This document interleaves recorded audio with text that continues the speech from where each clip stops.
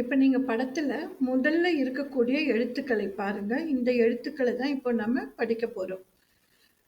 கை, கை, பை, மை, தை, வை. மொத்தம் 5 வேர்டு படிச்சிருக்கோம். 1 லெட்டர் வேர்ட்ஸு.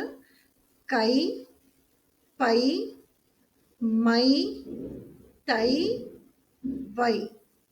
அடுத்ததாக 2 எழுத்துக்களை கொண்ட வார்த்தைகள் படிக்க போறோம். தலை, தலை, தலை, தலை. கழை, கழை. சிலை, சிலை. பிழை, பிழை. பனை, பனை. இந்த வார்த்தைகளை இன்னைக்கு நீங்க படிச்சுட்டு வீட்ல கிளாஸ்ல எழுதணும்.